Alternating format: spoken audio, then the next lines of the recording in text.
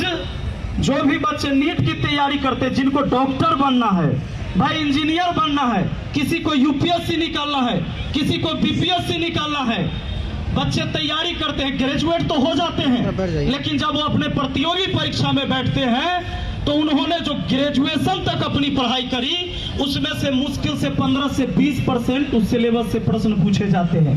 बाकी एनसीईआरटी का होता है, जो सीबीएसई बोर्ड में पढ़ाया जाता है। तो गरीब के बच्चे तो सरकारी स्कूल में पढ़ते हैं, वो तो एनसीईआरटी पढ़े नहीं। अब एनसीईआरटी उनको फिर से जाकर प्राइवेट कोचिंग में जाकर पढ़ना पड़ता है।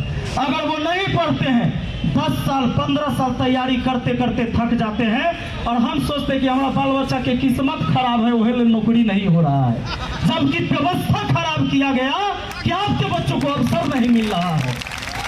इस बहुरंगीय शिक्षा व्यवस्था के खिलाफ हम लोगों को खड़ा होने की जरूरत है। और मैं तमाम साथियों को दिल से धन्यवाद देता हूं कि भाई हम क्या सोचते हैं कि भाई मेरे अकेले करने से क्या होगा, मेरे अकेले करने से क्या होगा, यही सोच के हम बदलाव नहीं ला पाते हैं। सत्ता बदलती है लेकिन व्यवस्था वही है।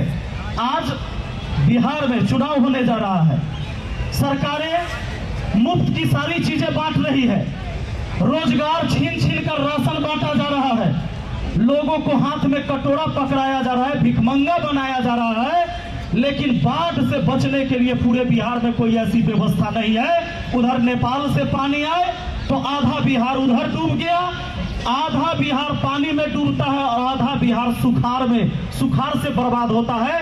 धान का कटोरा छीनकर और इन नेता और भ्रष्ट अधिकारियों ने आपको चूड़ा और मिठा 2 किलो थमा दिया बाढ़ के टाइम में, और हम सोचने लगे कि बाप रे बाप नेताजी मेहरबान है हमारे ऊपर। इस व्यवस्था को बदलने की जरूरत है दोस्तों।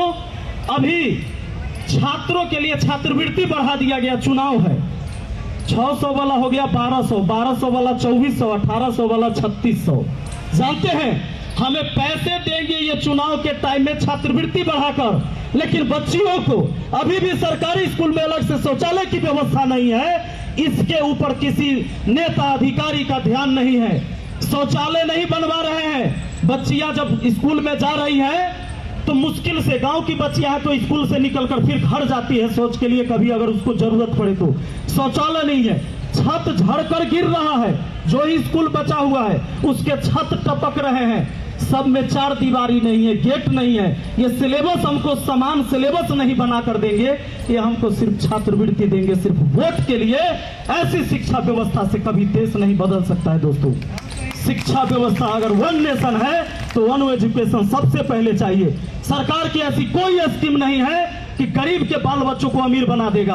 आप अगर गरीब हैं, आप मजदूर हैं, तो आपका आने वाला पीढ़ी भी मजदूर ही पैदा होगा जब तक समान शिक्षा नहीं मिलेगा। सिर्फ शिक्षा के बदौलत ही हम अपने परिवार के इतिहास को बदल सकते हैं, समाज को बदल सकते हैं।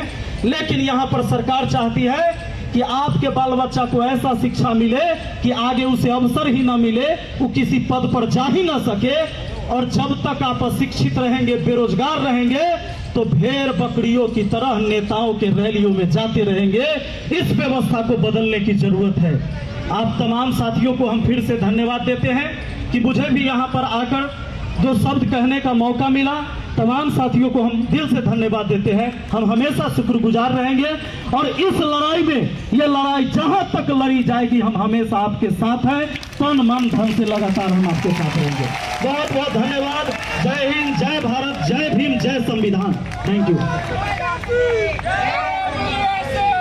साथियों। शांत रहना है, इस प्रोग्राम को आगे बढ़ाते रहना है, हमारे पास समय की कमी है। साथियों, समय की अगली कड़ी में मैं आमंत्रित करना चाहूंगा माननीय मोतीलाल सिंघानिया सर, जो कि राष्ट्रीय अध्यक्ष है भारतीय विद्यार्थी छात्रावास संघ। सर आए और समय को ध्यान में रखते हुए अपनी बात रखें।